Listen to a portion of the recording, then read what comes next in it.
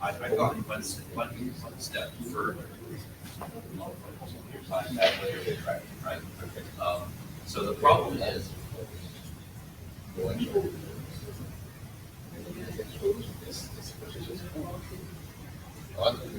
Telegram for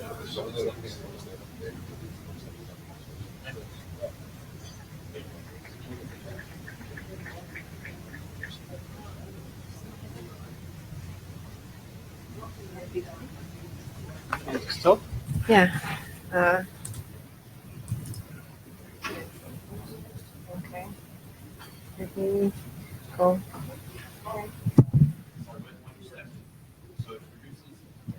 Good morning, everyone. This is the roll meeting. So let me see. I have to meet Echo. And then, okay. Meet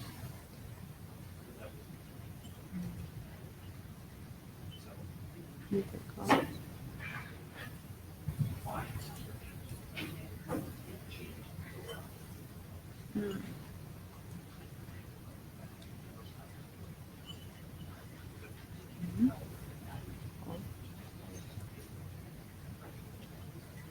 I just joined Meet Echo and we start.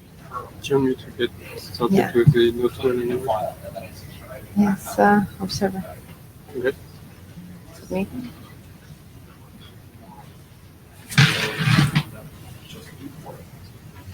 Okay. Good morning. This is the roll meeting. We will start now. Okay. We have our first meeting yesterday. This is the not well. Please be aware that this meeting is aligned with that. We will not read it, but it applies to all IETF activities. These are the meeting materials. Check it that Etherpad is the same than yesterday. We put the Monday. Thank you. Thank you, Michael. Michael is going to be the JavaScript and minus taker, please. Okay, thank you very much, Alex and Dominique. Thank you very much, guys. Appreciate it. Yeah, the slides are a complete set. This is the second part. Please sign the blue sheets. The blue sheets are there. Okay, thank you. Okay, thank you very much, Pascal. Good teamwork here. This is the agenda for today. So we will start with this introduction. Then we go for Pascal with an hour leave. Then we will give some update and use of Ripple info. Then Pascal or Dominique, they're going to talk about the enlightened information to keep the same status between the child and the father. Then Raul is going to provide his update for MPDAO. And then Pascal is going to talk about the turn of 8138. We aim to do this working group adoption today.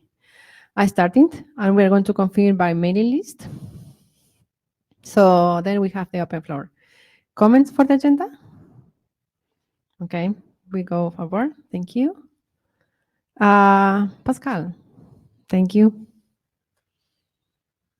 This draft is almost ready for last call. We are asking for reviews. Yes. Hello, I'm Pascal Thubert from Cisco. So this is about the REPL unaware leaf. So there was a lot of activity on this document, and the reason is that we actually found that it was a normative reference to other documents which were well advanced. And so now the REPL unaware leaf is kind of holding other documents in a misref state.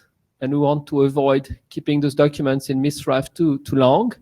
So we ended up speeding some work on unaware leaf. It is not a very complex document. It is the application of RFC 8505, which is agnostic to the routing protocol, but still is a registration mechanism by a host to a router. And in this case, we explain how you can use RFC 8505 to register to REPL services.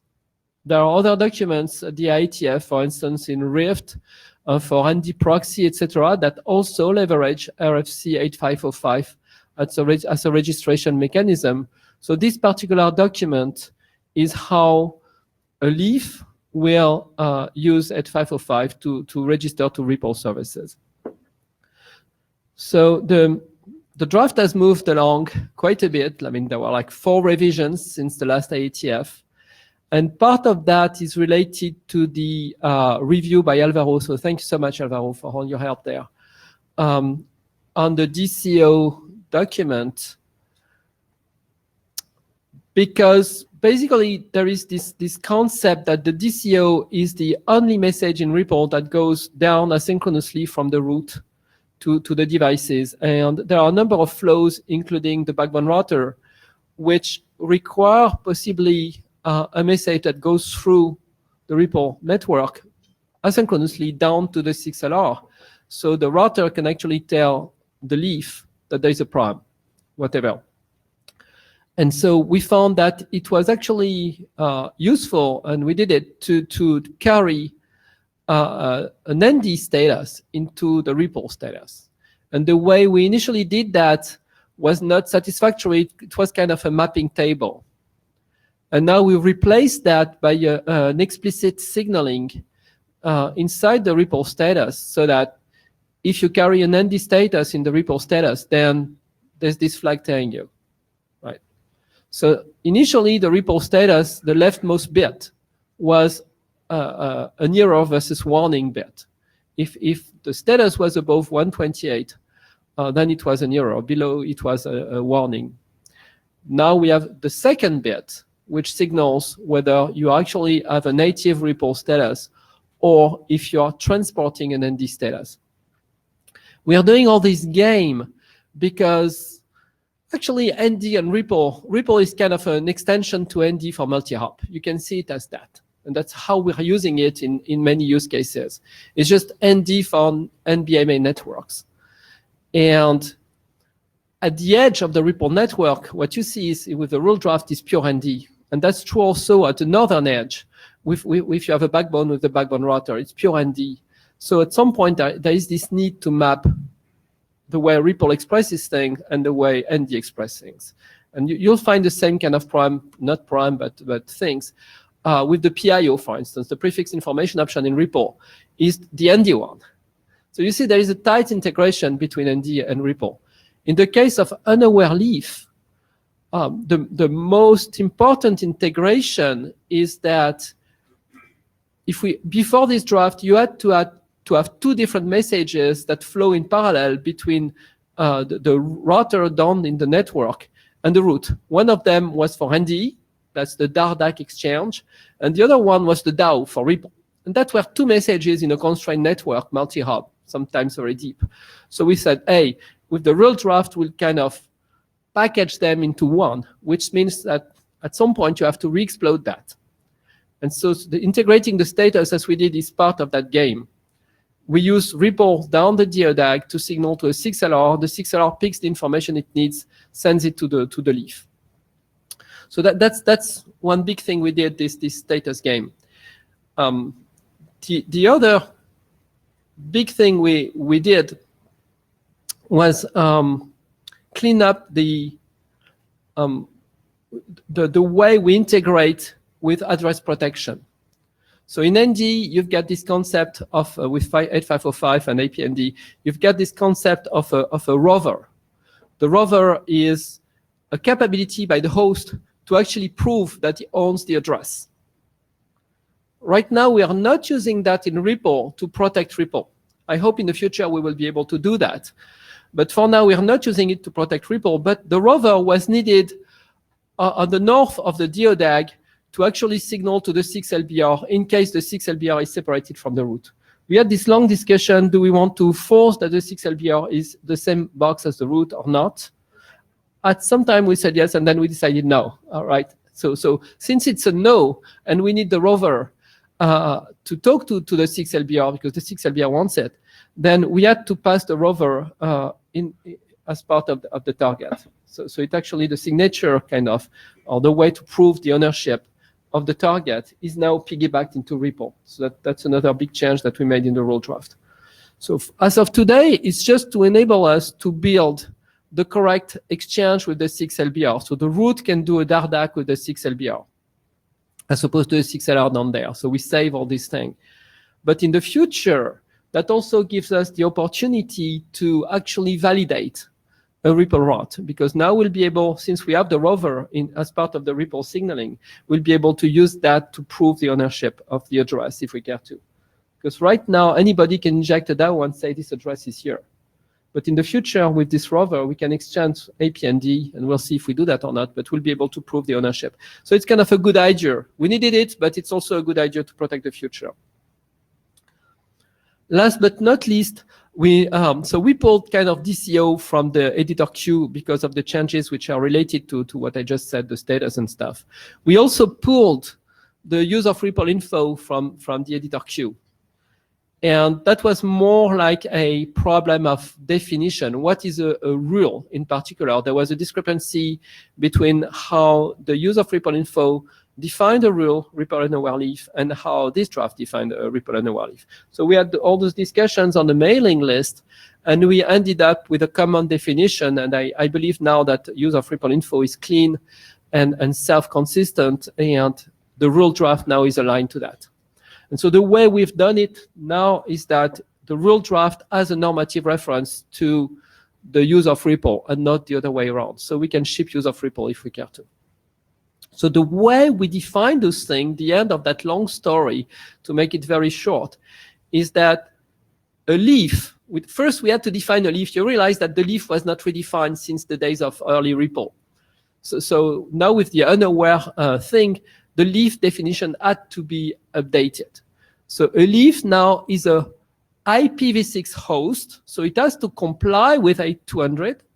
So it's an IPv6 host, which is attached to a REPL network, right? It's a host, supports IPv6, attached to a REPL network, getting routing through REPL. And with that simple definition, you'll find that the way the way use of REPL info described forwarding to the leaf is completely consistent, because it doesn't care how the route was set up, right? The rule draft will be one way of setting that route. You could imagine that there are other ways for other sorts of leaf. So a leaf is a plain IPv6 host. The only thing you want from him is that it supports a hop-by-hop header that's fully consumed, and that's part of 8200. And the other thing you want from him is if there is this hop-by-hop header, he can ignore it, which is also compliance to 8200. So it's an IPv6 host. With that, we can use the use of REPL info the way it was described for a long time. So we didn't have to change that piece. Okay, so that's a leaf. A leaf is an IPv6 host attached to a REPL network. I mean, that's kind of easy. Now, REPL aware will mean that he understands RFC 6550. And REPL unaware doesn't understand RFC 6550, simple as that. So now we have a very simple concept of what a REPL unaware leaf is. Is that enough to play with this draft? No, because this draft explains how a REPL unaware leaf will use 8505. It has to use 8505 in a certain manner. So this draft adds dependency on the host, describes how the host that supports 8505 will use 8505 so that the router in turn can provide REPL routing for it. So this is kind of, now initially, like 4 versions ago, it was presented as the definition of a rule. Now it's no more the definition of a rule. The rule is this leaf, which is not aware of REPL, but then we've got this additional support that's needed on a rule to make it a rule that does this draft, basically. I hope it's clear. Oh. Okay. So that's where we are. As editor, I believe that the draft is ready. I would really appreciate that people see Ines' mail asking for reviews. Either we do 1 or 2 early reviews, and then we do the workgroup last call. And then if you would love to see hands, yes? Thank you, Pascal. Yes, please, who is willing to review this draft? We need 2 reviews. Thank you, Raul. What else? One more. One more. Yes, Raul? Rahul Jadhav, Huawei. So one of the questions that I have was with regards to the REPL status. Since now we have a lot of new semantic getting added to REPL status, which essentially is carrying the ND status back as well. Huh? So this will also mean that the DAO ACK status, I mean, it updates essentially 6550. So is it okay to use the same status, or shall we? I mean, I know that we have already discussed this before and we decided to use the same status, but I just want to bring to this working group notice again that, you know, if it is indeed the right way of doing it, or shall we have a different reason or something which we should be using instead? Because now we are sort of confining and overlapping a lot of ND stuff with REPL in a way, you know. Yes, I mean, yeah, we needed that for a number of drafts, including backbone router. Right. Now we have a very clean way of doing it, I would believe. What alternate would we have? Like define a second field for ND status separate from REPL status? I mean, it's 1 more byte, right? I mean, do we need more? So the new format leaves us 64 values for pure REPL status and 64 values for ND status that are carried along. And I mean, we're very, very far from needing all those statuses, right? So having yet another byte, which is 8 bits in the air, for something that we're very, very far from consuming. Fair enough. Fair enough. Yeah. Basically, what we are saying is there is still a lot of scope for expansion, regardless of. I mean, for REPL, we did not even define a single error code so far, right? We just said if the bit on the left is on, it's an error, it's a rejection, and we expected that new specs would come in with examples of rejection. And so far, the only examples of rejection we have are the ones that are carried from ND, actually. And in case of DAO ACK, we have rejection from the parent, upstream parent, in case of storing mode of operation for the table is full and things like that, where implementers are using their own statuses. Yes, exactly. So that's why the bit that we used to signal ND is actually the second bit when it's on. So if people started using 1, 0, and 1, 2, 3, 4, 5, 6, or whatever, we don't impact those specifications or those implementations. But really, if people want to start using status code in REPL, they should go to IANA. And now it's something we can look at actually as part of the review for the rule draft, since we are actually telling IANA we are doing those things. Please consider the way you would like to see the new REPL status code assigned by IANA. You know, there is always this short sentence which says, oh, it has to be an RFC, it has to be a standard document. There is an RFC telling you how to word those things. Where do you expect that the REPL status will be coming from? Would you like some companies to propose directly a status to IANA and be granted, or, you know?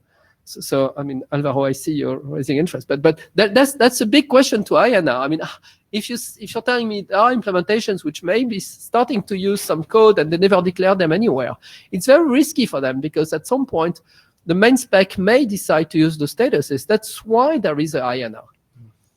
So what is the policy for allocating at INR? Do we open it so that some implementation can go to INR and say, oh, I want this code, yes, you get it?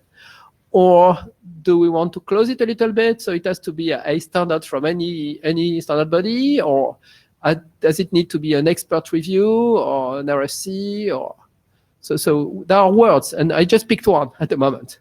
So please consider this carefully as part of your review. Okay.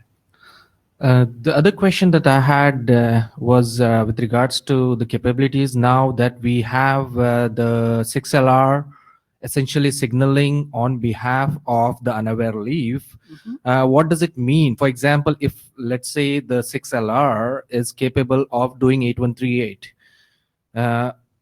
and the unaware leaf is clearly not, so it would mean that somehow the root should know that the 6LR is in charge of the unaware leaf and has to do IP and IP.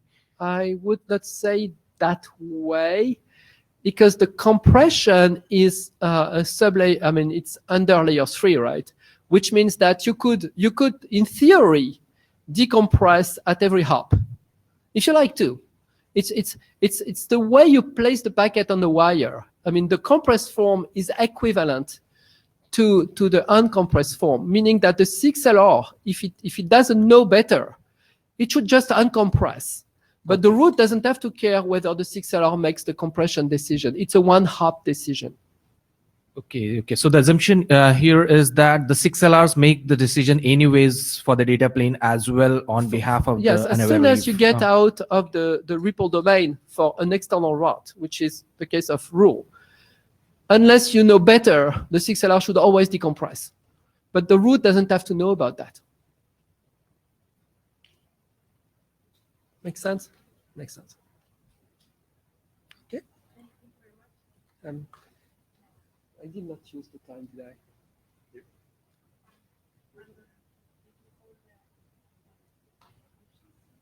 Yes, I will pass the blue sheet. Thank you very much, Pascal. Some more questions? No? Well, I will give you an update about the use of REPL info. Before, please sign the blue sheets. They are given. Thank you very much, Pascal, for delivering that.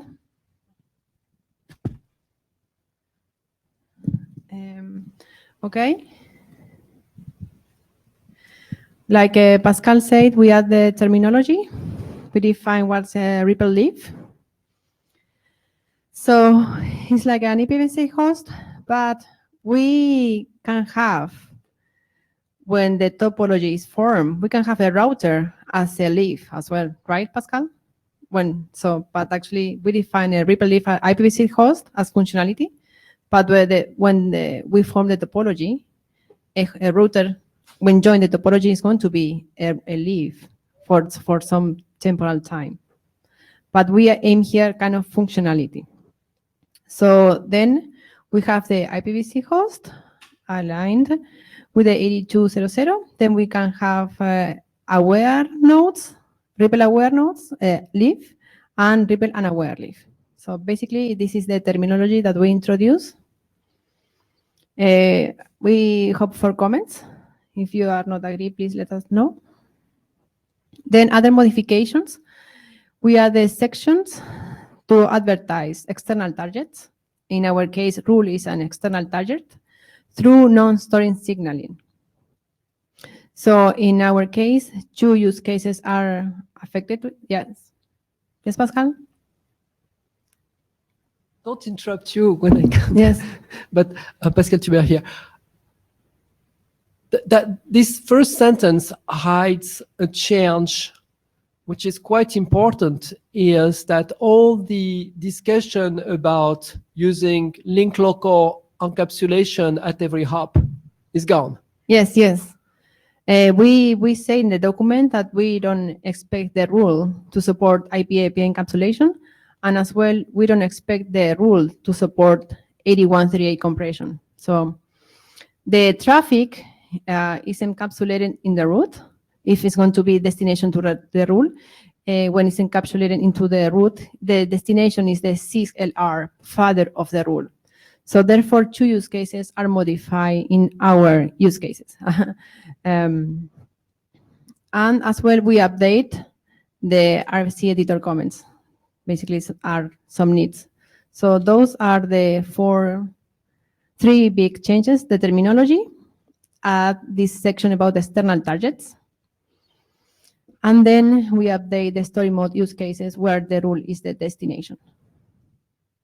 So this is the document. So please, if you don't agree, send us our comment, or otherwise we can proceed. We will send an email to the mailing list as well, kind of last call, so you can state if you don't agree. Questions, comments? Okay, thank you. Yes, Pascal?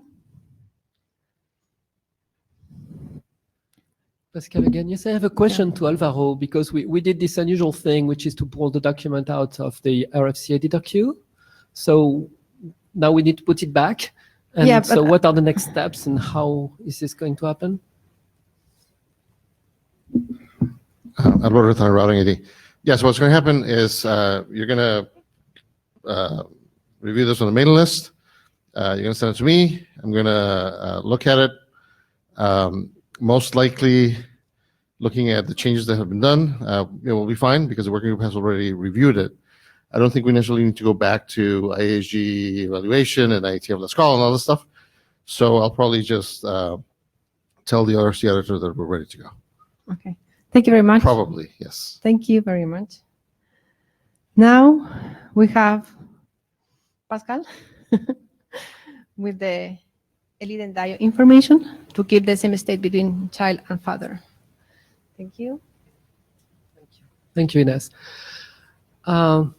Yes, when we did Ripple, we thought as usual on the immediate prime and not necessarily on how the protocol would live on. Meaning, the expectation was the network will have a single and simple configuration, and that's going to be it forever. And now the protocol becomes more successful, and you see all sorts of variation of how it's being deployed. And now you see that people are adding new features, and all those RFCs that we are writing now are kind of new features which are added to the protocol. And when we built the initial protocol, we didn't really care too much about how those additions would happen and how a live network could be updated. And so if we take the particular case of what we call the configuration option, this is an interesting thing. For instance, Anima likes Ripple because it has this autonomic thing in it, which is that basically the CLI, the configuration of the routers is learned as part of the protocol itself. So you just have to configure, quote unquote, the root, and the root will distribute the configuration as part of the signaling which creates the routing in the first place. So the whole network is self-configured this way. Not really fully self, you need to configure the root, but then the whole network will learn the configuration from the Ripple signaling itself, as opposed to what you find usually. You have to configure all the routers and say you run this protocol on that interface and here are the parameters and you need to be homogeneous in all the routers for this to work. Ripple is not like that. Ripple distributes its own CLI as part of the protocol itself, which is kind of cool for a network that scales to thousands of nodes and the nodes are hardly reachable. But now we had a number of interim meetings, and as part of the discussion, in particular on the configuration and stuff, we found that the way Ripple specified it, and in particular the capability to elide the configuration, when everybody understands the configuration, there's no point repeating. And so Ripple says, hey, you can elide it after a while. But that really implies that everybody is aware of that configuration. And mostly it tells you that you don't expect the configuration to change after that. Well, that was cool for the early Ripple, but now we want to be able to place modifications. And if we just send a DIO with a new configuration, and we know some nodes will miss it. So how long should we be repeating and repeating that configuration till we are sure that every node knows that the configuration was updated? It's kind of a problem. So we discussed that a number of times at the interim, and we ended up saying, hey, we want a simple but very explicit signaling that tells us what is the version of those fields that we want to elide. So the configuration is one, the capability could be one, the prefix information can be one. REPL says you can elide them, but it never says, hey, if you elide them, how do the nodes know that it's updated? So we talked, and we decided that we would have a draft, and then there was a raise hand who wants to write this draft. It ended up being me. So this draft is pretty much what we said at those interim calls and put into words. It's not complicated. It's all about using a sequence number for every option and being able to signal the sequence numbers.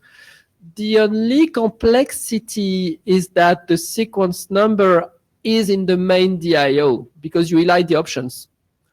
And so basically it's kind of one sequence number for all the options. If you don't like that approach, then we need to rewrite a number of things in this draft. But it's important. It's the only kind of weird thing in this draft is the number is the number of the DIO, all options considered. You change one option, you change this number.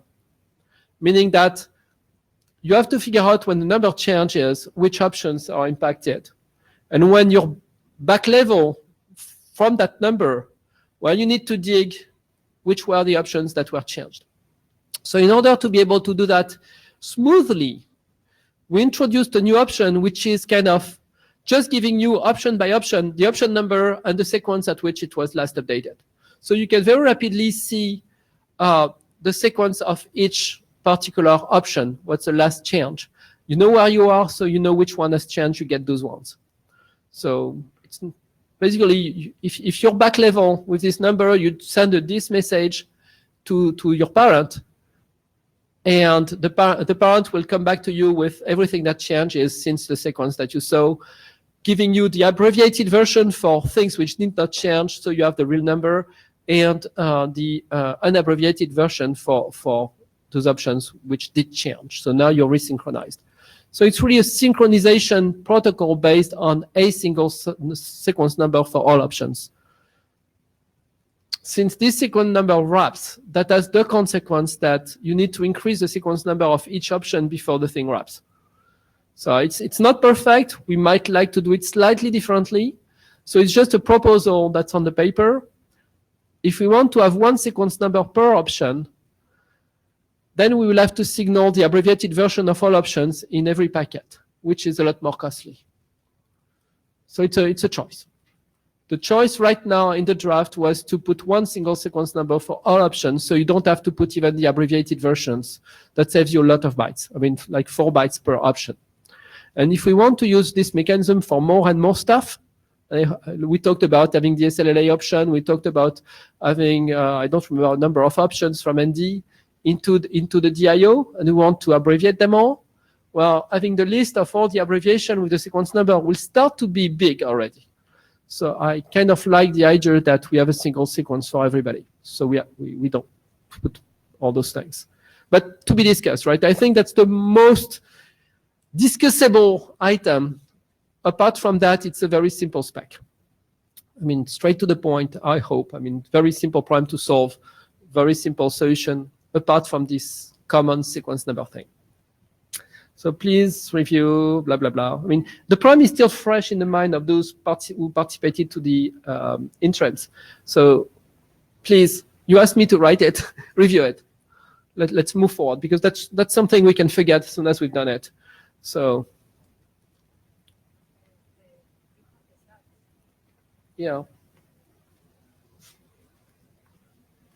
I can go through the slides now. That was a big introduction. I'll just wait for you to finish this. Okay. So what didn't I say? Well, the sequence number is called the REPL configuration state sequence. Now the DIO tells you this RCSS, which is global to all the options. So now you can fully elide any notion of any of those options and just say the global sequence number for all of them.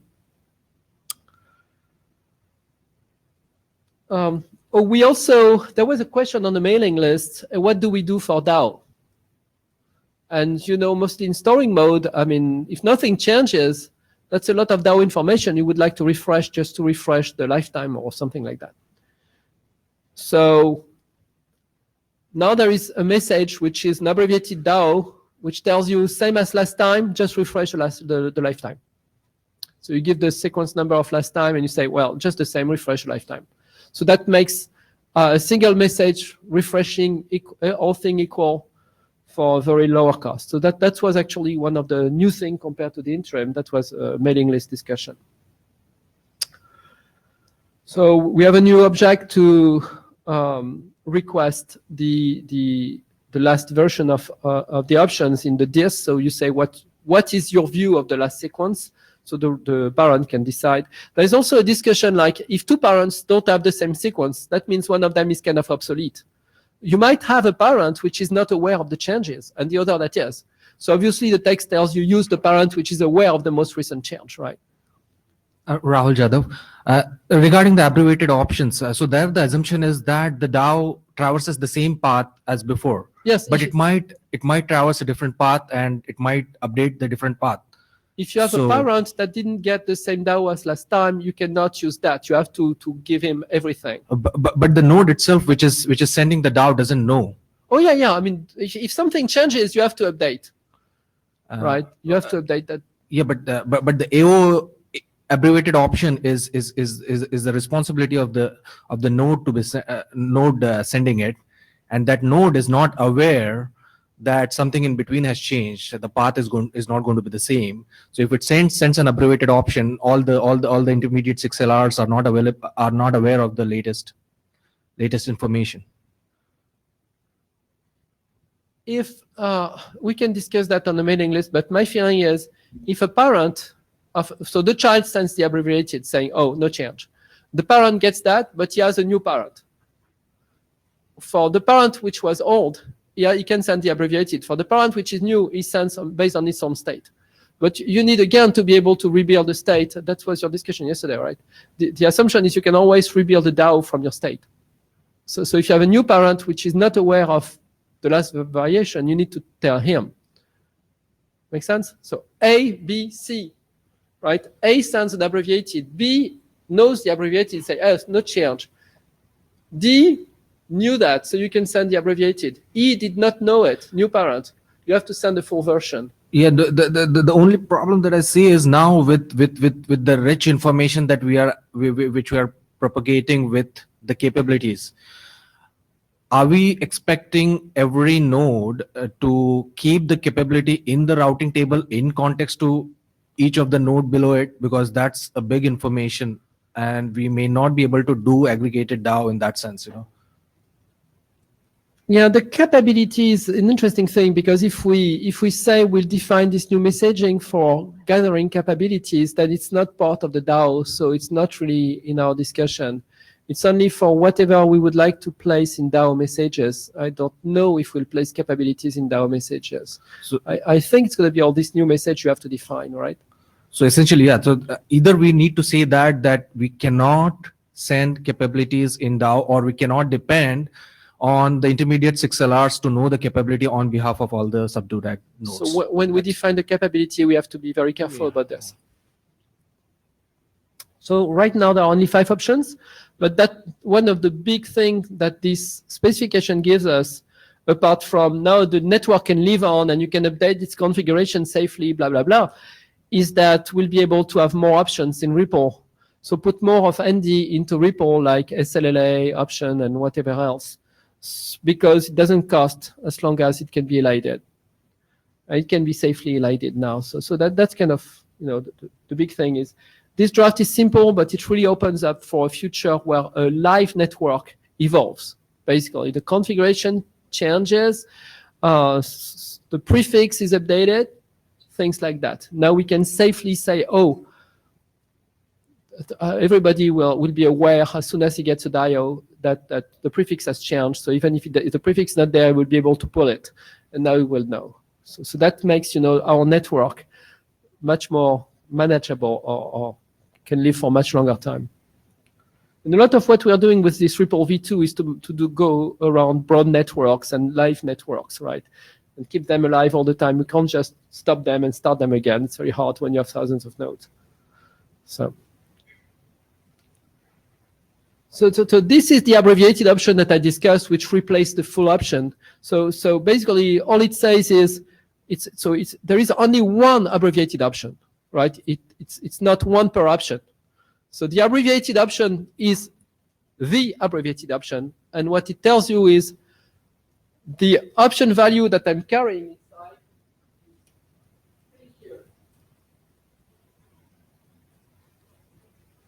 is the option that's being abbreviated, and next to it is the sequence number associated. So you can find 5 times this thing with 5 different values of the abbreviated option, meaning PIO, configuration, blah, blah, blah, 5 of them. And for each one, you will see the last RCSS for which this option was modified. And so we updated this message, and this, please challenge this, because it's not necessarily needed. Think about it. We use some of the flags to say, I want this, I want this, I want this, I want that. But at the same time, we also say, here is the RCSS. So I'm the child, I'm sending this, and I'm saying, hey, here is the last sequence to which I was synchronized. So the parent could decide everything that changed and push it to the child. I want this, I want that. The reason for the flag is like, okay, this information has changed, but I don't care, I'm not using it. I don't know which configuration that would be. But if one of those 5 things is of no interest to the child, then you would not set the bit. Is it a valuable thing to do? I'm not sure. It's just a proposal on the table. If we don't define those 5 flags, then the parent will give you everything that changed since your sequence number. That's going to be it. Works. So you tell me if those flags are useful or not. Personally, I don't know. I don't really have a case where a child would not care about an option. It's consuming 5 bits. So I can erase that on the next version. You just tell me. And if we have a long time, then we can read this. I won't read it. You can read it. So that's the mechanism. So part of the discussion is, can you detect a reboot of your parent, or well, actually, it's a route that sets the RCSS. So can we find a reboot? And the idea is, yes, because the straight part is very short this time, and it should be incremented rapidly. So the time during which a reboot cannot be identified is actually very short. I don't remember what initial value I put for RCSS, but maybe it's 254 or something, which means that 1 or 2 changes of the RCSS and bang, you're in the wrong part and you will detect a reboot. So it's still imperfect because of the straight part of the lollipop, but it's the windows will be very, very small where you don't detect a reboot. And something you didn't say, Raoul, yesterday is, even if, okay, so you were here in the straight part somewhere, and you reboot, so you go down the straight part. So when you increment, you won't detect, but you will end up incrementing past the previous value, and at this point you detect. At this point you resync, I'm sorry. So it's not like you're stuck forever. Oh, okay, explain that offline. But basically, if you go left to back in time on the straight part, but you increment rapidly, there is a point where you will pass the old value, and at this time, people will detect your newer. So they will at least learn the new configuration. You're not stuck with the old configuration forever. I'm clear? I'm not clear? Okay. We have time. But I don't have a whiteboard. Okay.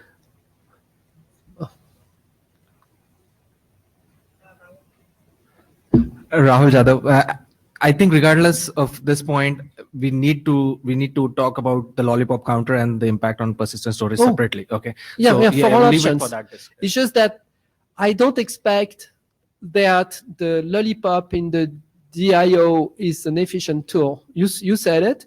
It's not an efficient tool for detecting reboot. I'm trying to make RCSS a more efficient tool to detect reboot. It's not perfect, but it's already tuned for two reasons to be much more efficient. First reason, the much shorter straight part. Second, much faster update. You can update it and update it and update it. It doesn't cost much. Right. And it's not like having to rebuild the DAG or anything. So what I want to say here is you mentioned it already that the straight part, how long is that straight part going to be? And you said it should be shorter as possible. It has both implications. It has advantages, disadvantages. So those have to be considered. Yes. So I think that we should have a separate discussion for this one.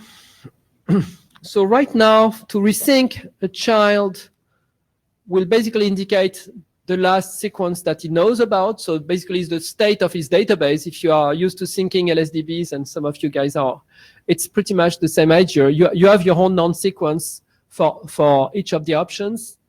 And implicitly, so each option bears the sequence of the last time it was presented in full. And so you know where you are. Last sequence I saw was 20, and I see that the DIO has 23, so there must have been 3 changes that I'm not aware of, but I don't know what those changes are. So I send a disk to the parent with 20, and the parent should send me back everything I need all the way to 23. It might need more than one message to get there because of MTU. Okay. So to make sure that I have all the information all the way to 23, I need to see all the options, either in the abbreviated form or in the full form. If the options has changed, the parent will send it me in the full form with the new RCSS. I'm done.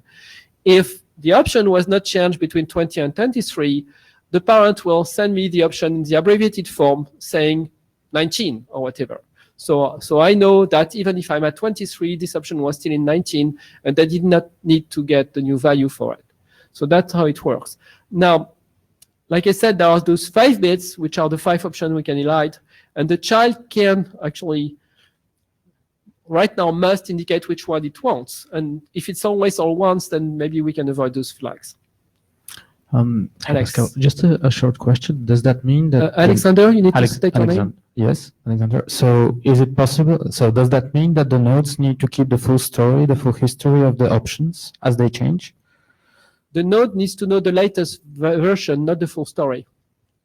So I mean, if you get on version 23 and did that change? You don't need to get the intermediate value. You want the latest of each, right? So the parent will tell you, it doesn't care what you know. It cares about the level where you are.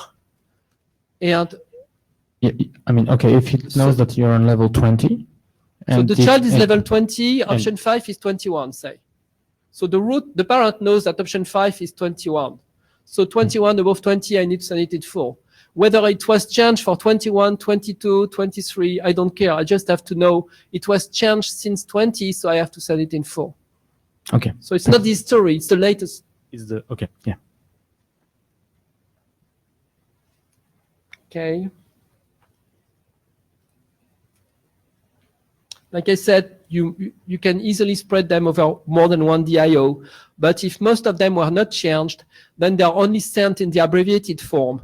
So the expectation is most of the time you don't want to spread them into multiple DIOs.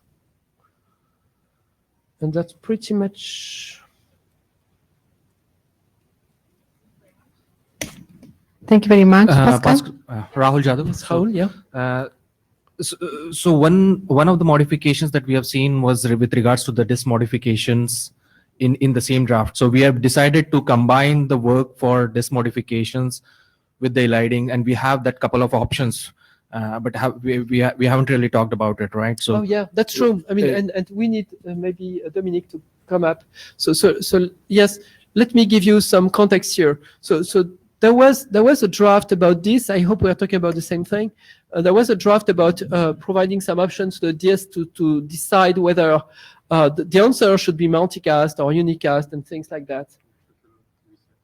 And so the discussion was, it's just like 2 bits. Couldn't we package that discussion into this draft? And I'm completely positive with that. We want feedback. And yes, please. Yeah, just an update on that. I think we published a new version after right now, or okay. So it's on a GitHub, but not published yet. We've started merging those two drafts. So in the current most updated version, I'm proposing that the 2 bits we had in the DIS modification draft be the 2 bits that are left in Pascal's format.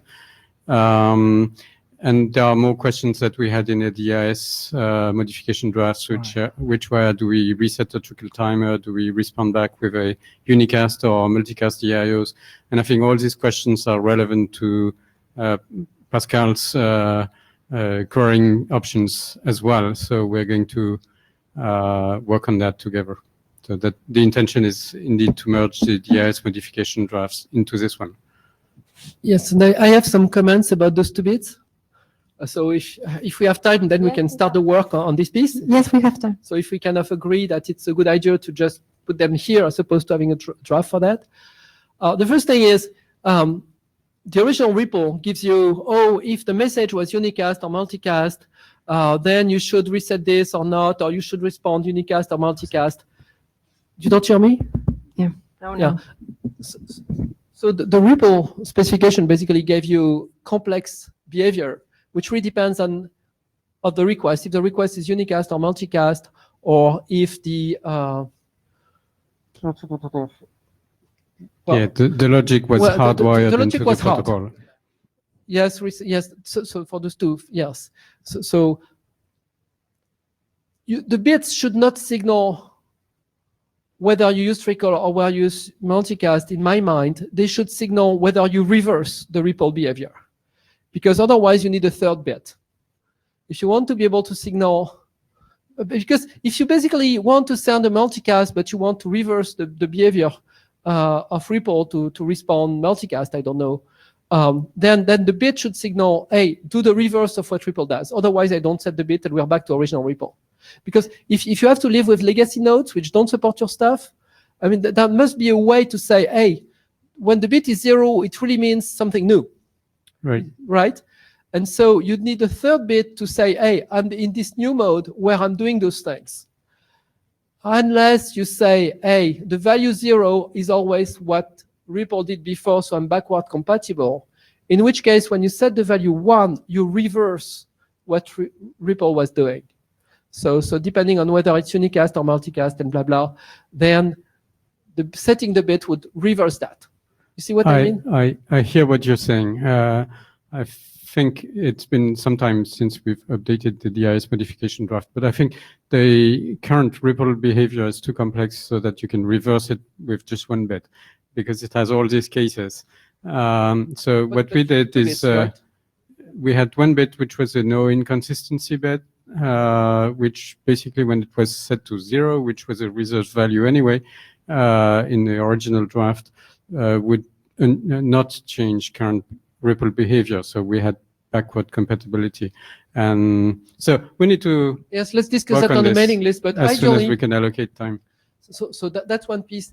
The other piece is I talked to the team implementing that at Cisco, and they had this interesting observation, like they would like to be able to send the disk in the form of multicast so as to cancel the emission of a disk by other nodes. So if, for instance, they have this case that we call power outage, where all the nodes die together, right?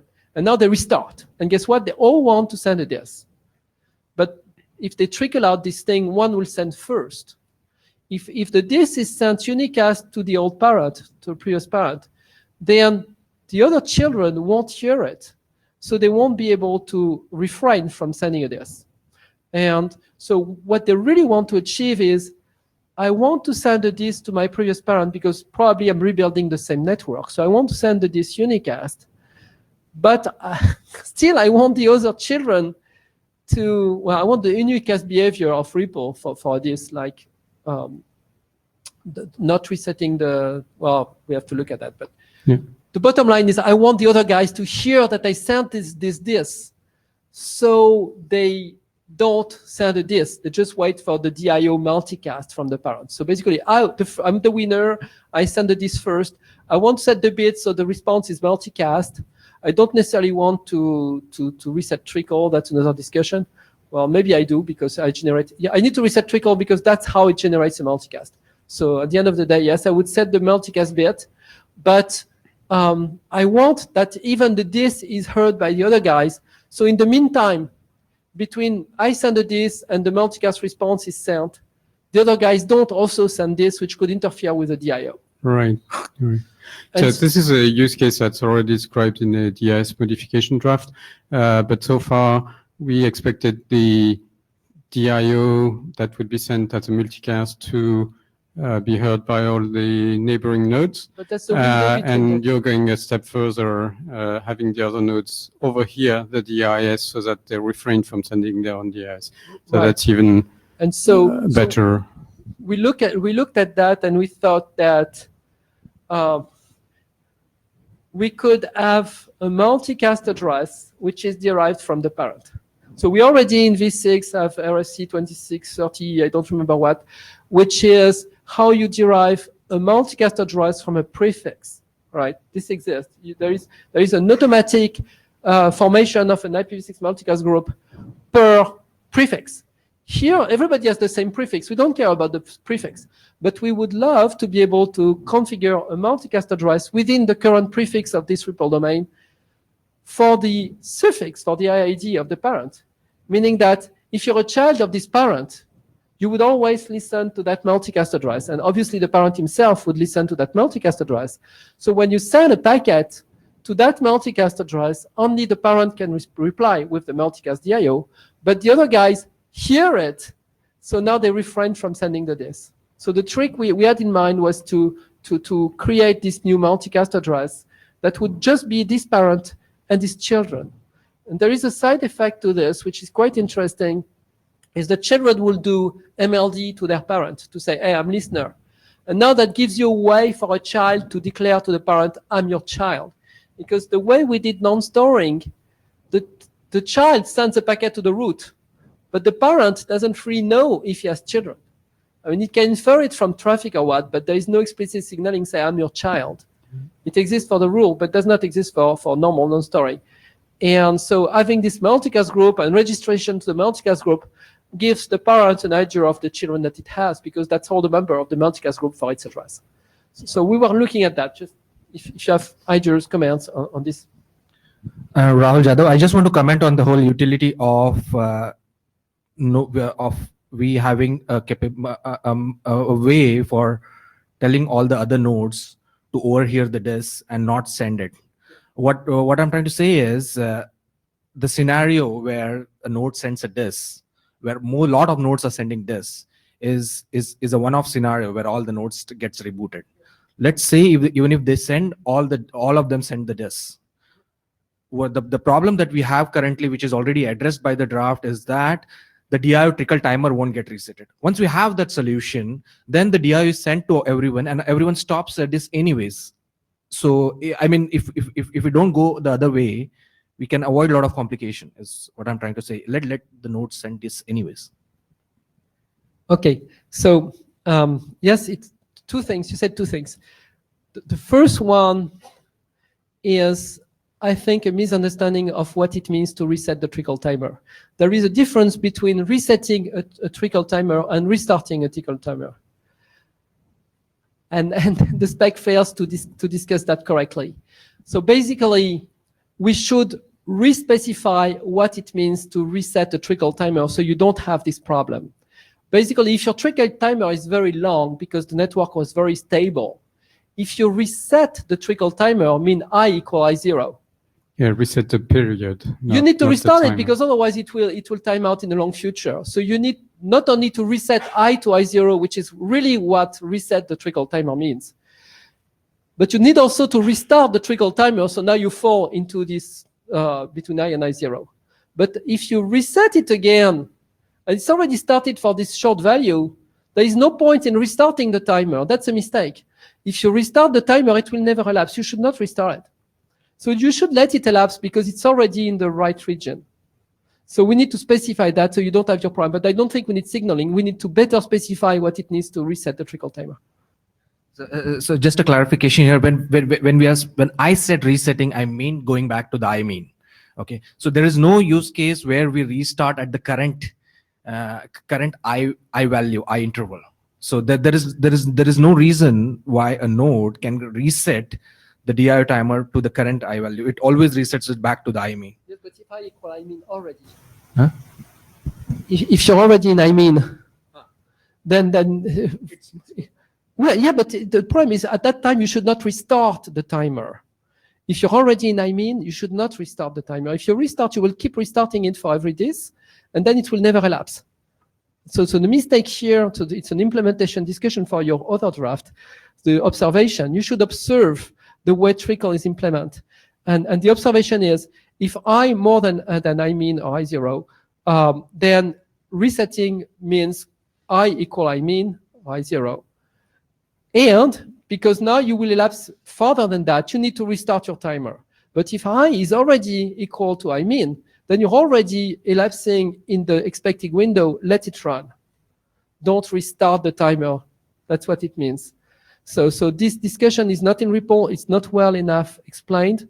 I have to go to the trickle RFC because it should have been written there. But if it's not, then we need a section in your document explaining exactly that. If I equal I mean, don't restart the timer. Boom. This problem goes away. Now, the other problem, you say it's one in a case, but it's a real problem. We have it in the field. The real problem is go to Canada. Some of us are from Canada. And go down the basement of a big building, and you will find all the electrical meters on the wall, and there can be 200 of them. Now, outage in this building, 200 nodes got out of power, bang. So they have to notify the utility that they lost power. They have to send this power outage notification, bang. And so we have all sorts of problems being able to do that. But the worst case is now when you power back up again, guess what? All those nodes start sending this at the same time on the same frequencies, blah, blah, blah. They interfere with one another. They interfere with the DIO. It's a cacophony. Nobody hears anything, right? So what you really want to do is either the router is lucky, sends the DIO before, or one of them sends the first disk, and the router sends the DIO. But if all the others, 200 plus nodes, send this at the same time, it's really a cacophony. So for us, it's a real field problem that we have, right? And it's not unusual. It's just the way meters are deployed. So we have to do something about it. Yeah, we need to define the use cases, and I think we have. I'm sorry to interrupt here again, but this is solved with the current text, isn't it? I mean, if we stop resetting the trickle timer, and our definition of resetting the trickle timer is going back to I mean, if we stop that and we'll let other nodes send this, the DIO trickle timer won't get resetted, and other nodes will hear the DIO and they will stop sending this and start. Yeah, but what Pascal wants is between now and I mean. Yeah, but that's a lot of messages. Okay. So as soon as the DIO multicast is sent with the bits, thanks to the bits that you have, then yes, the cacophony stops if the nodes hear the DIO. But if they're sending this at that time, they won't even hear the DIO, and they will keep sending this. So you can't receive and transmit at the same time, right? So, I mean, there is a weird moment where everybody wants to talk and nobody listens, just like in this room. No, I'm not joking. There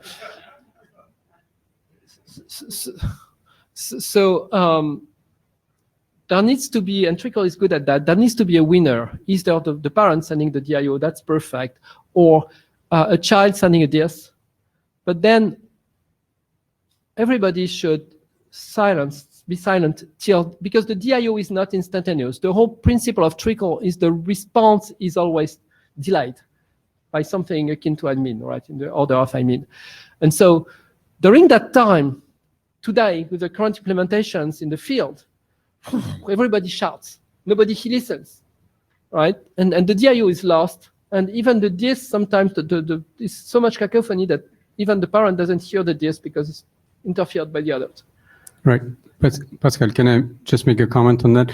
We must be careful, though, not to be trying to solve layer 2 issues. So it's good to understand the use case, but what you're describing, it's just a medium access problem. So we can help it, but we shouldn't be solving it at layer 3.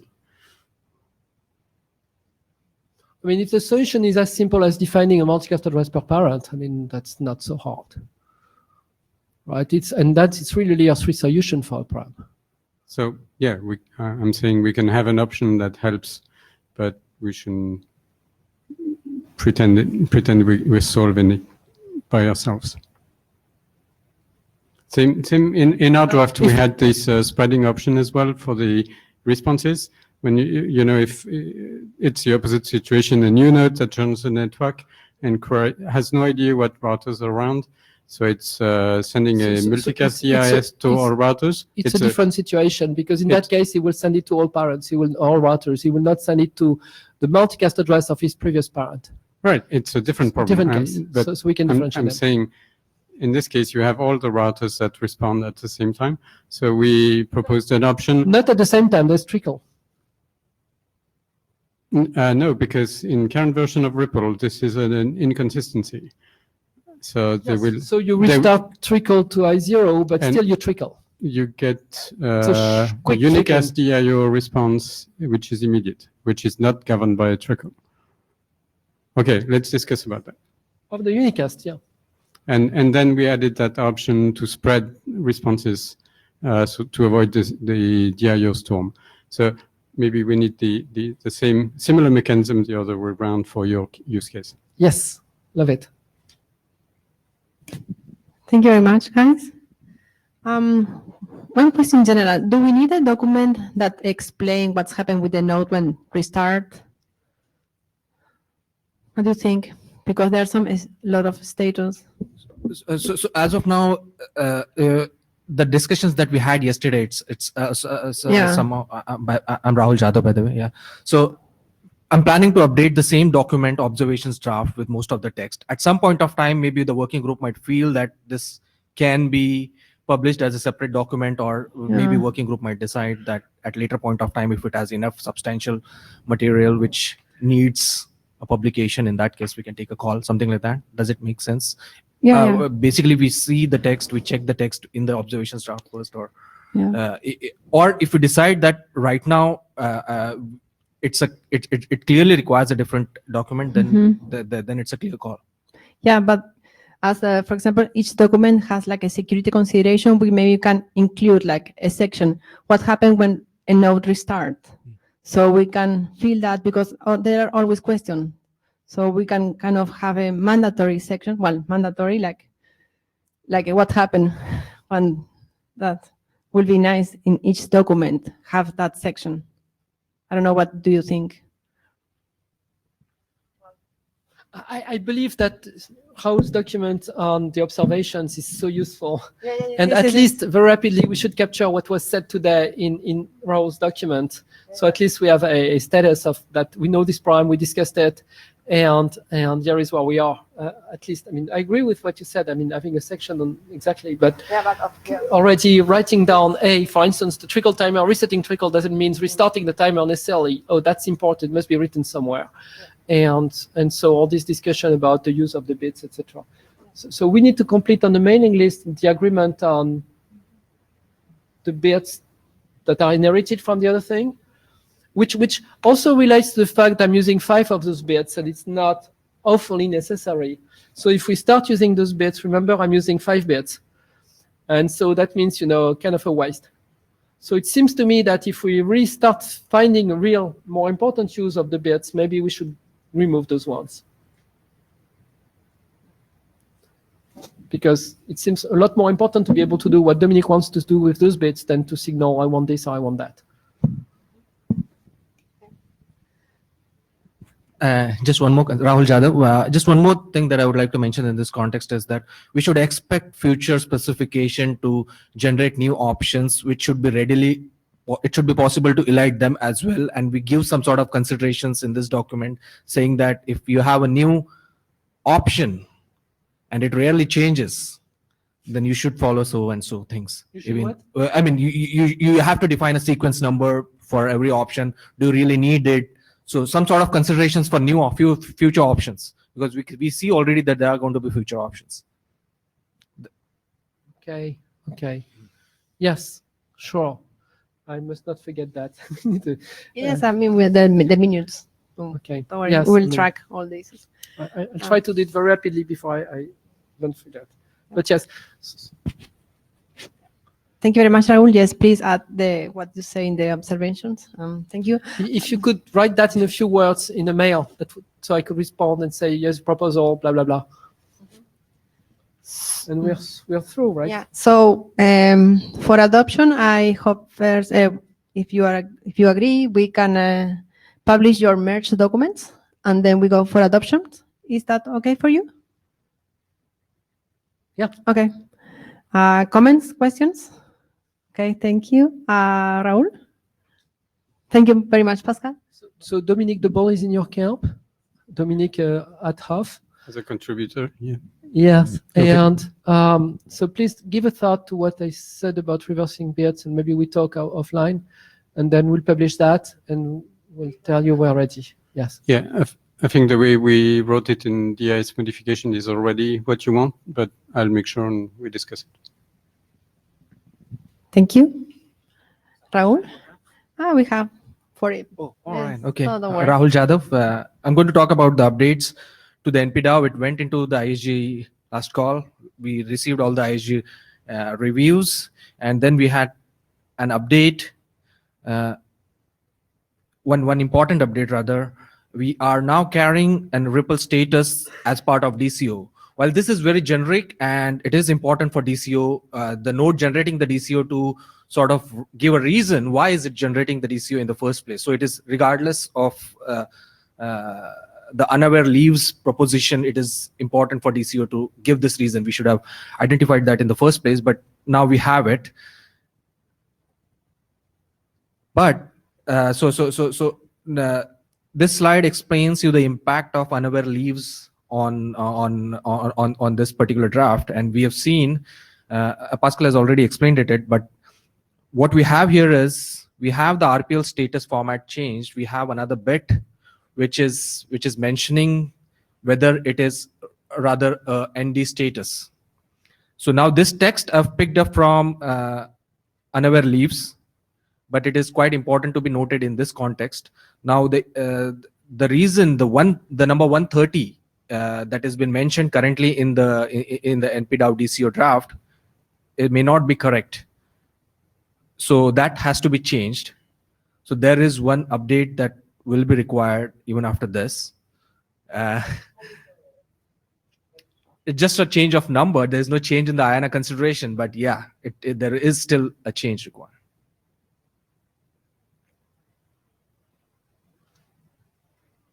So sorry I missed that one. We just discovered it by reviewing with Raul like yesterday or something.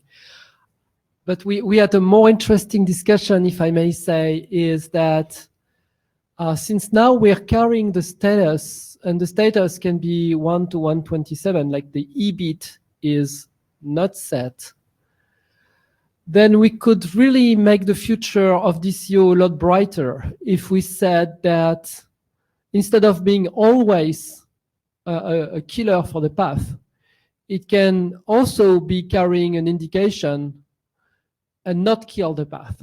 Right now, if you get a DCO, regardless of the value of the DCO, you kill the path, regardless of the status of the ripple status. But the ripple status has the EBIT, which tells you, hey, it's a rejection or not.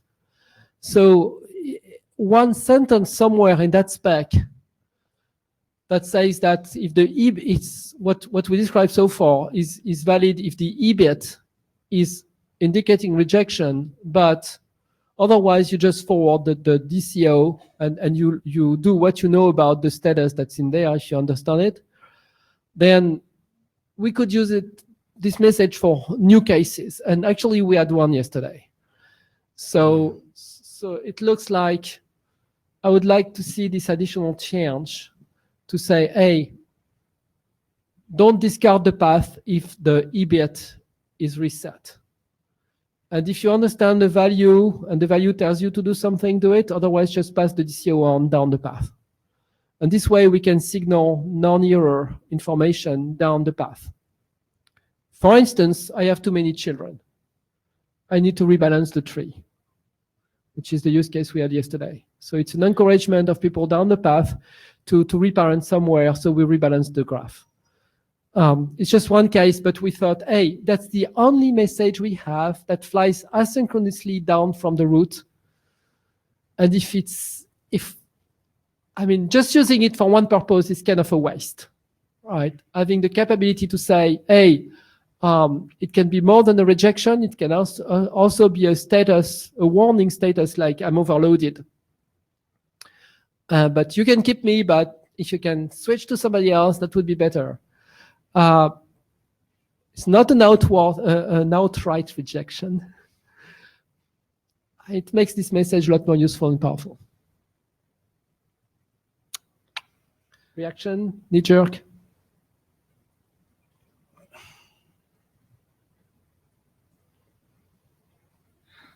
Hi, Alvaro Retana. That's a big change, very big change, for several reasons. Not only are you using the message for something else, which is great. I love reuse. If that's what we want to do, that's perfect. The draft says a couple of things besides that. It says something about not expecting the nodes to do anything based on the status. Yes, which is what we changed, exactly. Now you're changing that, right? Exactly. And the other part that really concerns me is the fact that you say that the status, I forget the exact words, must not change or something on the path. That's great, but there's not a real way to enforce that. Right? Meaning when I get the message from whoever's above me, I don't know if that was what he got from the guy above them, right? From his parent. There is no zero trust security. Right. So, But that's true for anything. you know, that's true for the whole DIO.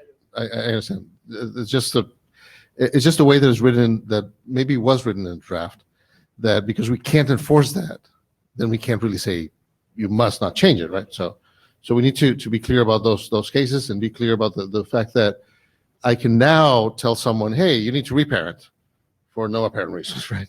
Just because I want to. Of course, that's maybe better than telling them the path is not available at all. Right? Correct. So maybe that's a little bit better, but there's still things there. I am obviously not opposed to you doing this stuff. We might need a lot more review. But we're stuck in this right now. Yes, what I mean is we might have to go back to the ASG or somewhere. I'll have to think about that. Yeah, please. My bottom line is, if we keep the text as it is, the nodes will effectively not, because of this must, will not look at the status, which means that this creates a backward compatibility issue whereby even if we want to extend it in the future, if we have a legacy node, it will kill the route, which is not what, that's sad. Having this bit which says, if you don't understand it, but at least destroy, not destroy, something that's proven very useful in ND and many other use cases, right? What you do when you don't understand it. So overall, the idea is, okay, we did not expect the nodes to understand it and they would destroy the route. Now, at least we say, hey, if you don't understand it, but it's a warning, you don't destroy the route, you pass it on. That was so useful in other protocols. I can wait for the RFC number if we get this additional feature. I'm ready to go through reviews and all. And like I said, we're in misdraft for rule anyway. So if what we do here is faster than what we do for the rule, that does not delay the RFC anyway. I just want to say the statement at the enforcement policy that Alvaro you mentioned. There is no way for the nodes, intermediate nodes. Intermediate nodes can essentially change it, and there's no way to enforce it. But the same is true even for the existing DAO messages. So we completely depend upon the L2 security or the security or mechanisms in RPL for that. So yeah. Okay, that's so there will be an update. Yeah. yeah. So there's. Thank you very much. Thank you. So, you will update the draft and then we will request for reviews. We will update the draft. You will update the draft and then we'll request for reviews. So now, Pascal, please. And this draft is going to be for working. We have 40 minutes. 40. I need 5. Okay, so you have all the should day for you. work.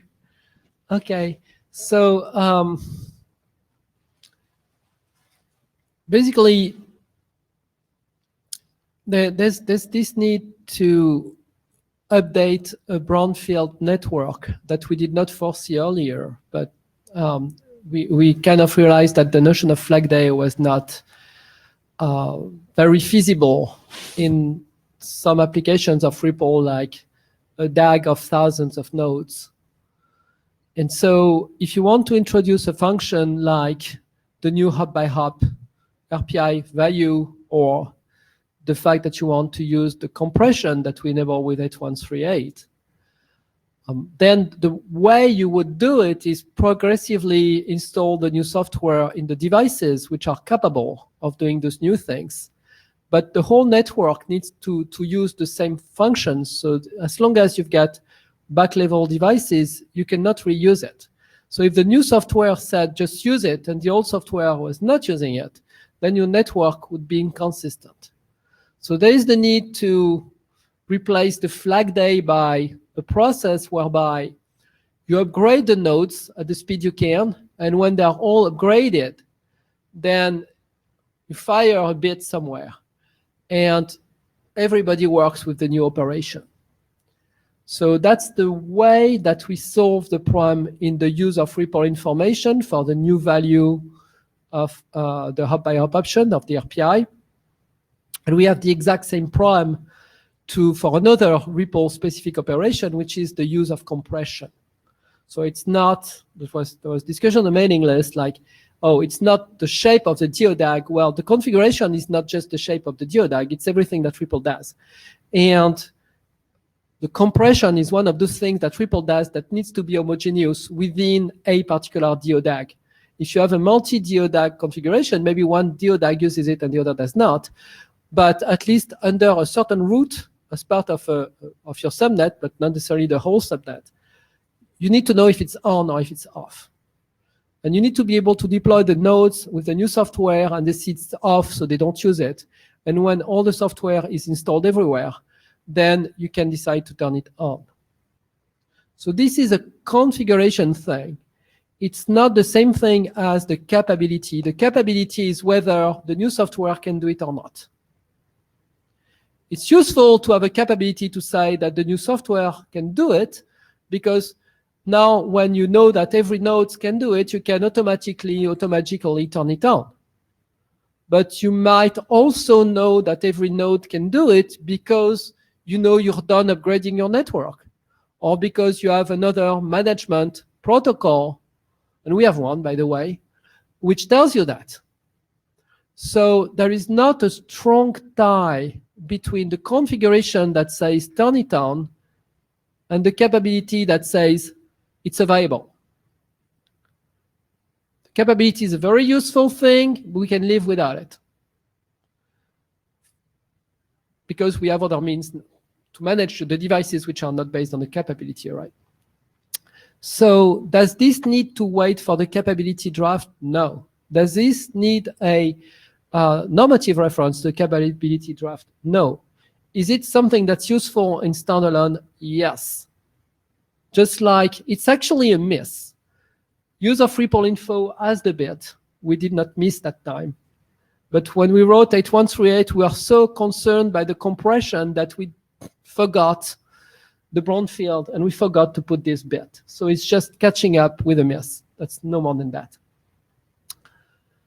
Draft has been very, very, very stable.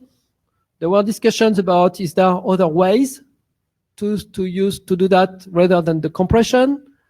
The 6 CIO is ND. It talks about a subnet, not a DODAG. We should not make ND aware of our subDAG configuration or REPL specific stuff, so it doesn't look like a good idea in this case. And now, if we did it in 6 CIO, it would be harder to tie with the capability. I would like to do the same thing for using the hop-by-hop and for using the compression, because it's a very similar problem, so it's cool to be consistent the way we approach those problems. Somebody said we could use a new protocol. So yes, let's define a new protocol that spreads through the network and of all those new messages just to carry one bit. Why not? Well, I'm not too good for that. So I think we're kind of okay and ready for last call. For adoption. Oh. Yeah, first for adoption. Oh, adoption. I'm sorry. Yeah, Ooh, no, it's fine. Well, both. Michael. It's just one bit, right? At the end of the day, it's just one damn bit. They're all just bits, just one at a time. Michael here.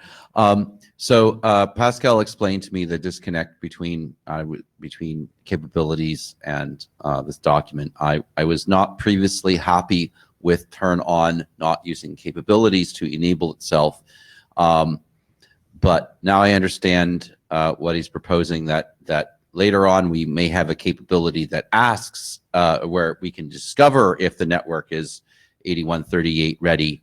In Pascal's case, and I believe this is a metering networks, when the installer's been to every single home, they know that they've upgraded the meters or the whatever, because in most cases those devices are installed by putting a fiber optic cable and into the front of the meter and updating the firmware. So they've done them all. I guess it takes 2 years or something to visit every home, and then they turn on 8138, right? And if they lose some devices, I guess they screwed up and missed some, and that's all. So I support doing this. I understand the somewhat urgency of it. Okay, right. It would be nice, again, it would be nice if we had the capabilities document sufficiently advanced that you could just use this, but to announce, to turn it on as well as to discover. But I agree that it's going to take us a little while to do this, and I think you urgently need this. So there you go. Thank you, Michael. Rahul Jadhav, I completely agree with that. We need this kind of stuff, but the one thing that I want to mention is that basically what it avoids is what we are sort of avoiding through this is a flag day operations where we now know the root can signal all the nodes that something is now can be turned on by. So what I'm trying to say is, eventually we'll have other mechanisms which have to be turned on by the root after the discovery of that mechanism. So is it possible for us to generalize this so that it can be used for other purposes as well, and not only for 8138? So this is a generic problem statement where the root needs to tell all the nodes in the network.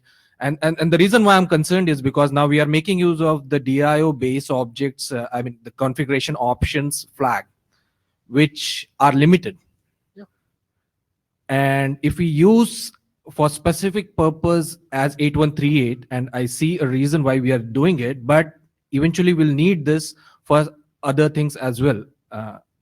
So so is it possible for us to do it generically such that in the future, if the root has to say to all other nodes that you can start using this, not only for 8138? I mean, that's a great question, and I think it relates a lot with the MOP, because we had a similar problem with the MOP. And I expect that when we need more room, and we have the REPL configuration option, right?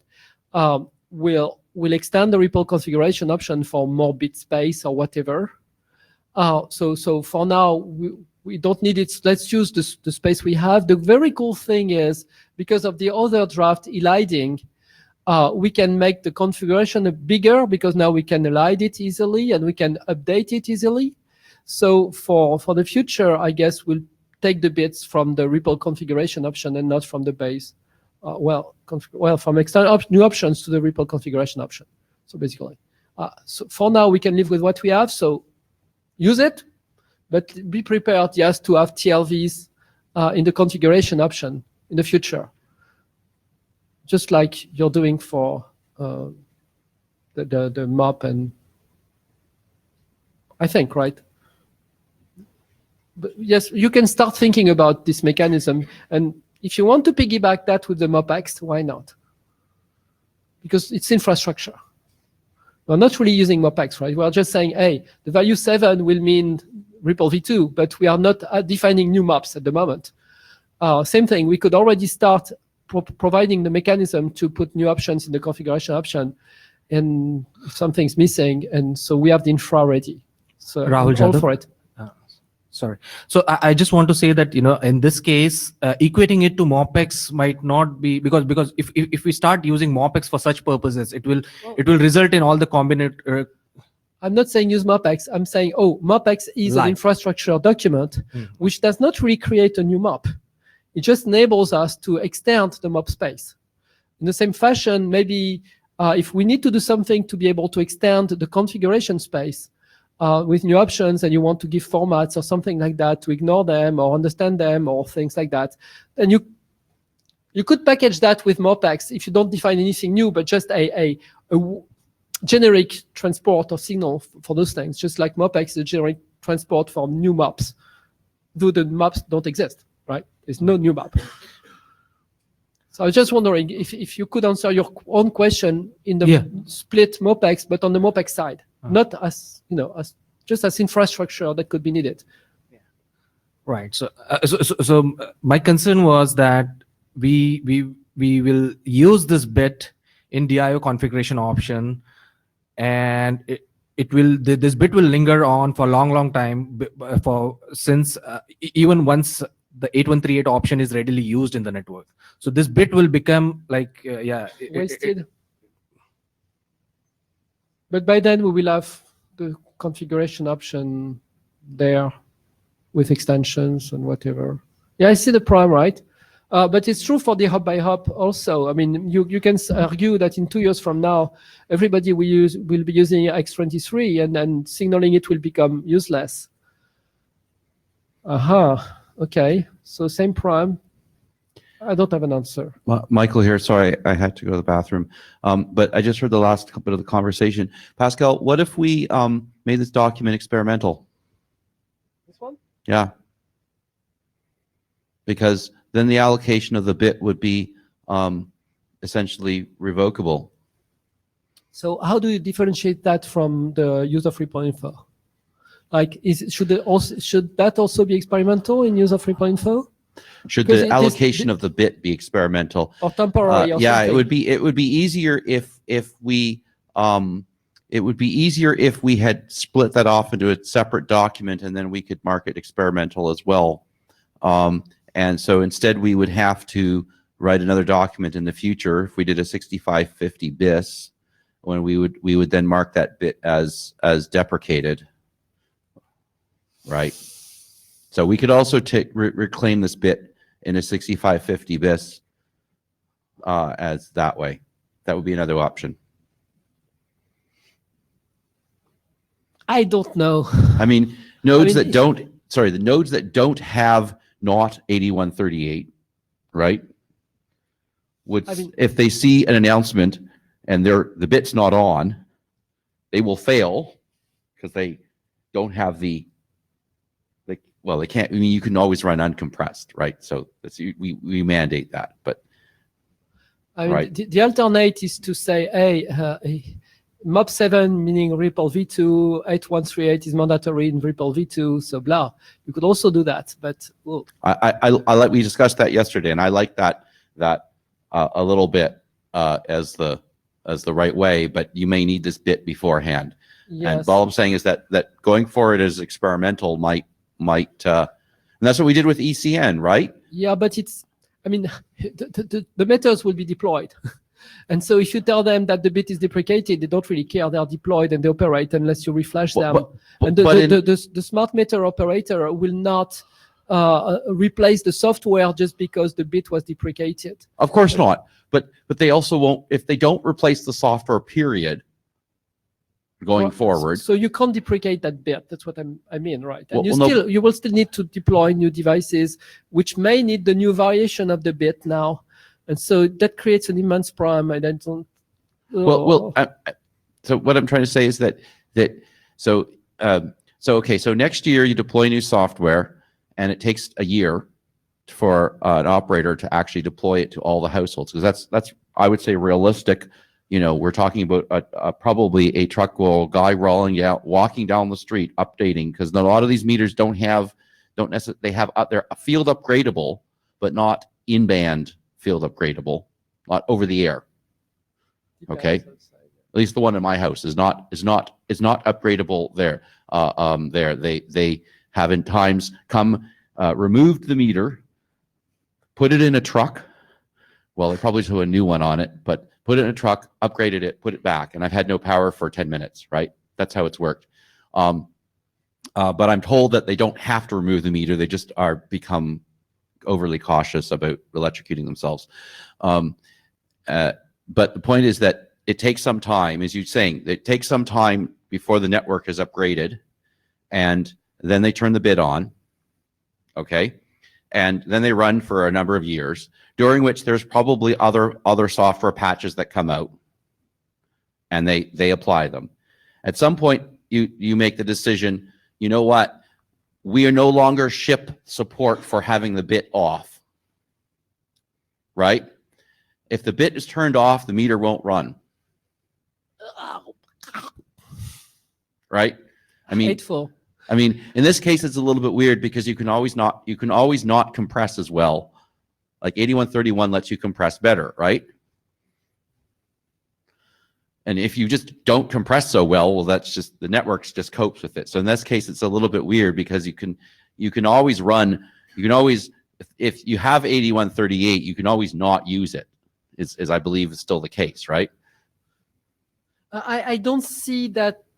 I mean, the mechanism looks good the way you describe it, but in the real world, I don't see that the world will care if this bit was experimental, and some vendors may. So you know, it's most like at some point you plan to reuse it, and that's the day the nightmare starts.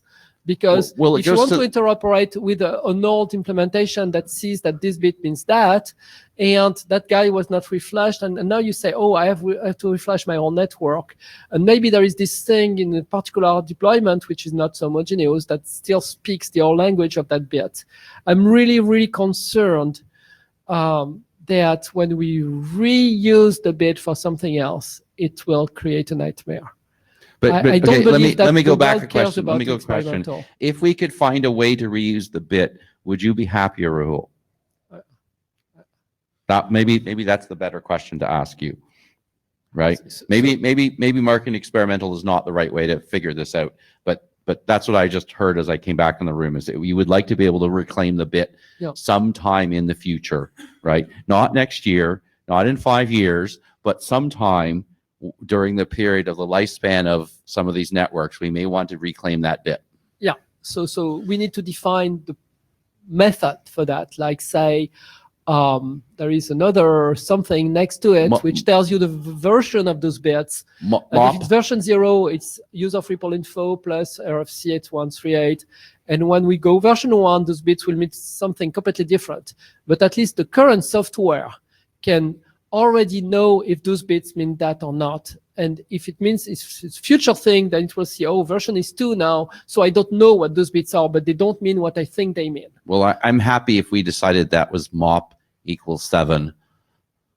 MOP equals 7 will live with this current value. I mean, if you say MOP equals 7 implies the 2 bits are set, that's what you mean?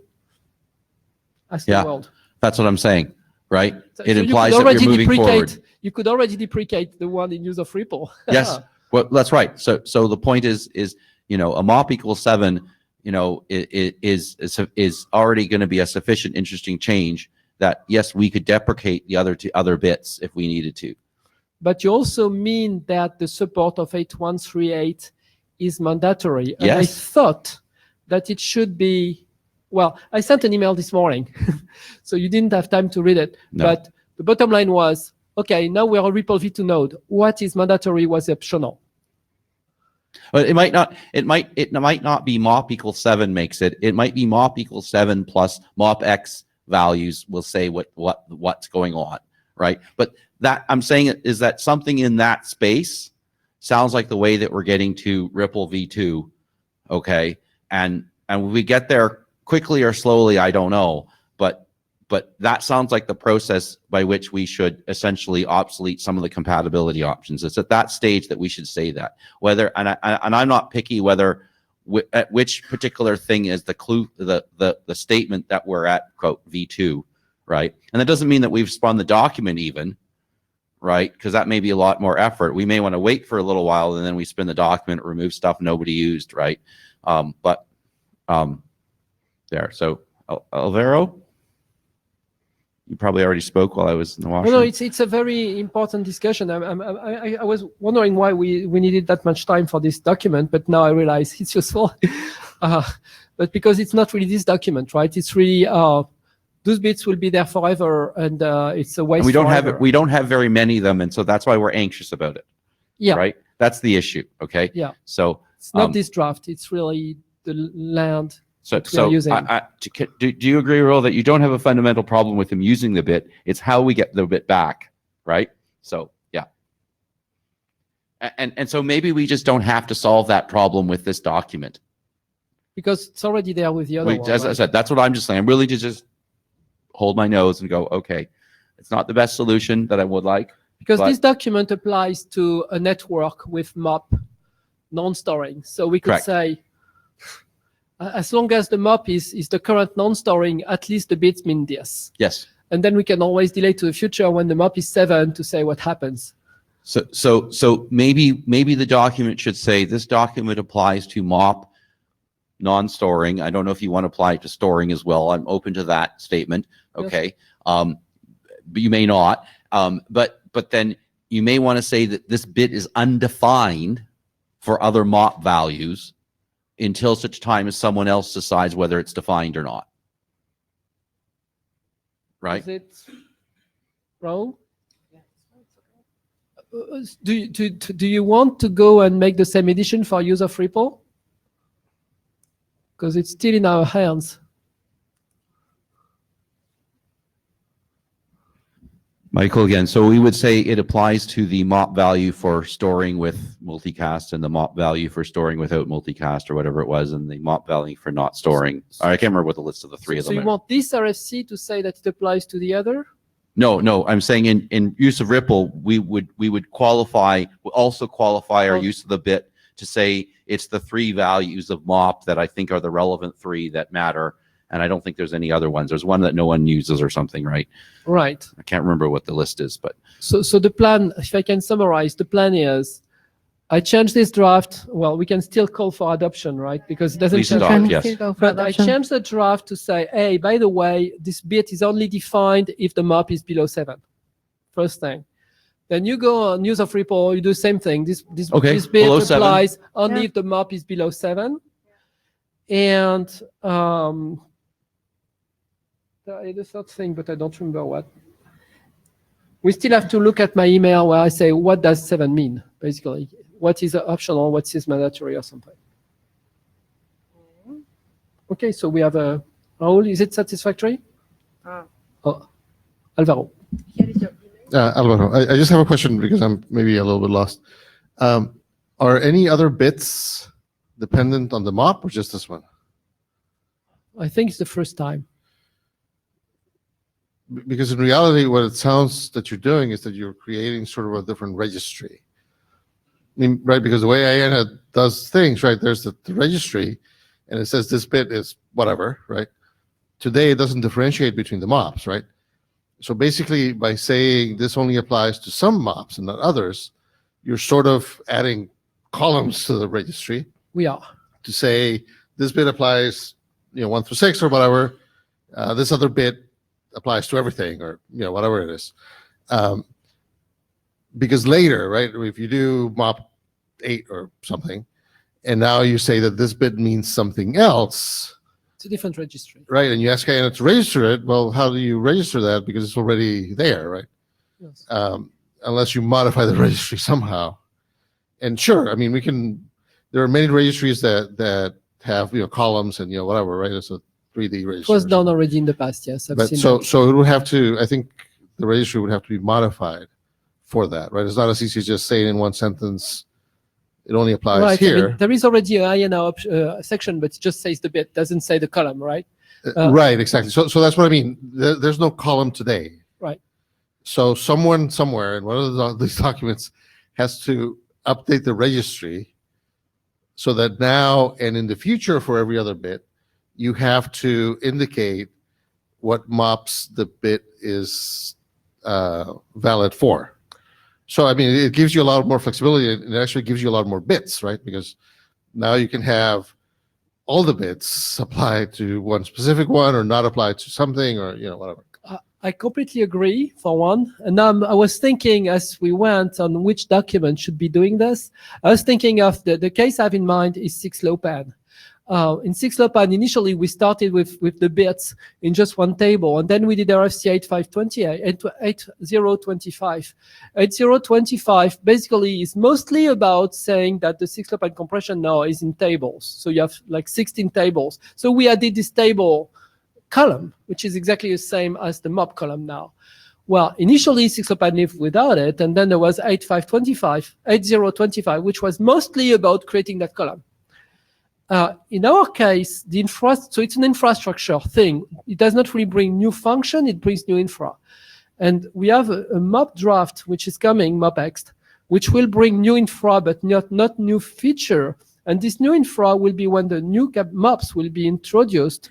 Because the problem is, if we did it in use of REPL, or if we did it in this one, then it would not be balanced, kind of. And right now, we don't need them because we say it applies to all the MOPs that exist.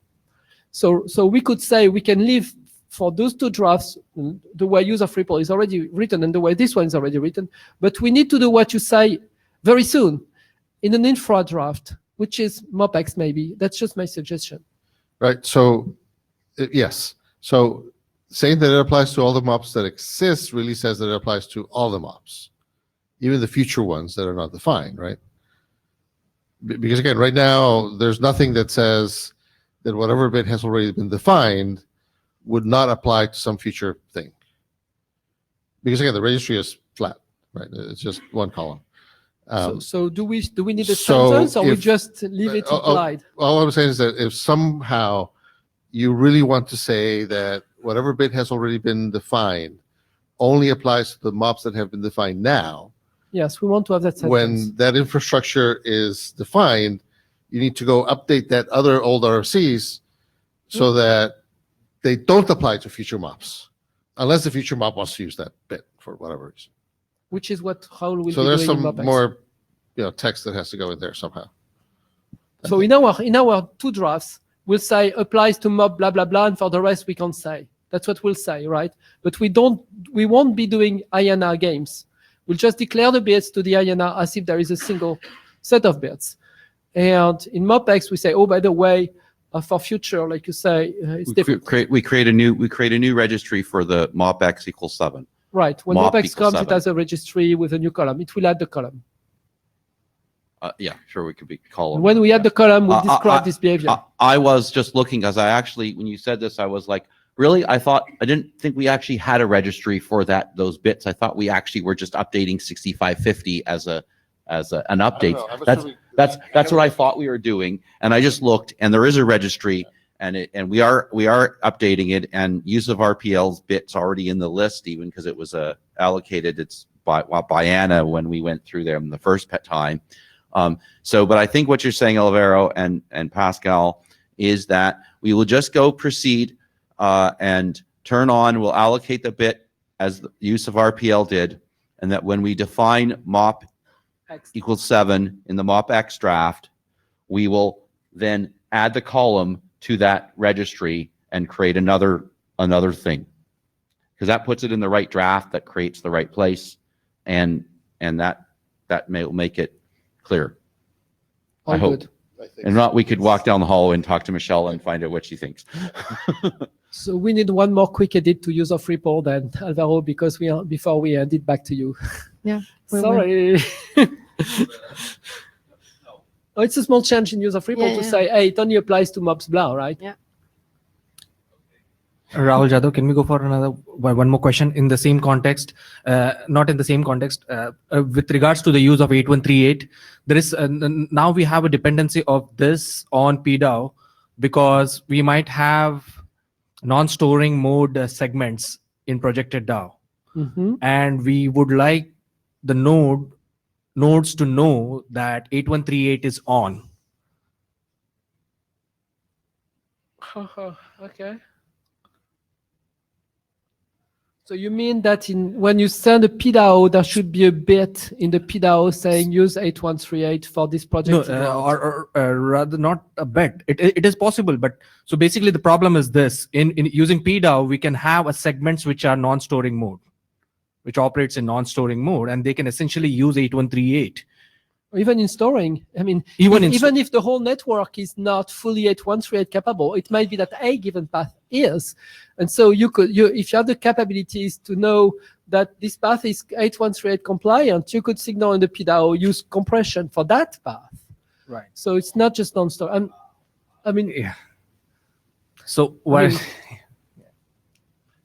So does that make any? So now we have to refer. I mean, would it mean that this document, there will be a normative reference in PDAO for this document? Not necessarily. So no, I don't think so. Okay. First thing is, by default today, PDAO does what the DAG does. So if turn on as turned on, that's true for DAO, PDAO, everybody. So the DAG is doing it or the DAG is not doing it. And PDAO is just an overlay inside this big DAG. So for now, because we didn't specify anything, that's probably the way it works. It needs words in PDAO to just say that, but it would be the implicit way.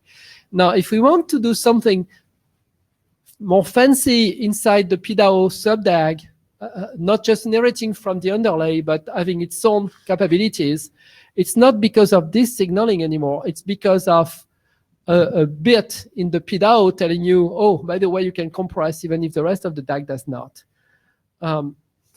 Do we want that? Well, you tell me on the mailing list. I hope, my thing is, that's why what you said earlier resonated to me is like, I really hope that in the near future, everybody does it and does not ask the question, which is what you said, the bit becomes useless. It's kind of the same thing for using 23, right? I mean, the bit becomes useless. Okay, if the bit is useless, then don't spend too much effort doing the PDAO different from the rest. Just think that everybody will use 8138 very soon, and we're all set. But yes, having a sentence in PDAO say the use of the compression is narrated from the DAG could be a sentence to add. So that would make PDAO refer to that normatively, if we say that. Okay.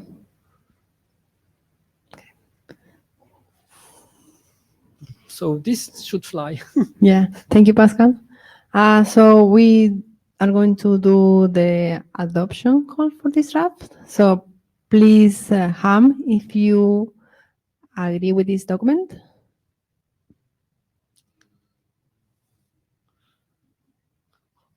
The AC agrees. The AC hums more than they do, right? So please, Ham. Please, Ham. Okay. Raise hand. No, so yeah. Okay, now we raise hand because we didn't listen so much. What? Raise hand if you agree. Yeah. Raise hand if you agree to adopt the document. Yes. I guess. 1, 2, 3, 4, 5, 6, 7, 8. So raise hand if you don't agree with this document to be adopted. Yeah, if you oppose. Oh, if you oppose, thank you. So nobody No disagrees? hands. And So you confirm on the mailing list, I guess. yeah, and nobody in the Mitecon either. So yes, we confirm in the mailing list. So far, we agree to adopt this document. So thank you very much for the useful conversation. So we have some additional comments. No, additional comments or questions if the people has. No? So far we have to update this document and the use of Ripple info as well. Okay, so it's done for today. Thank you very much. We finished.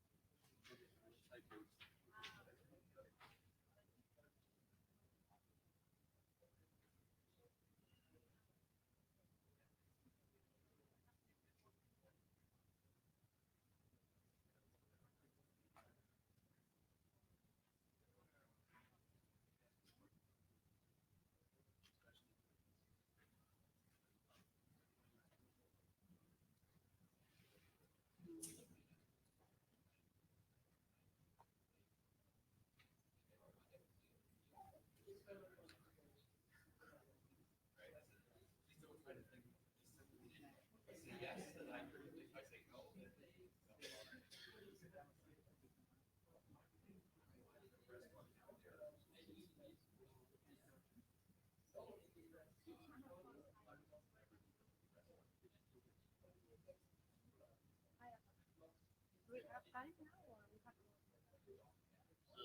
in theory,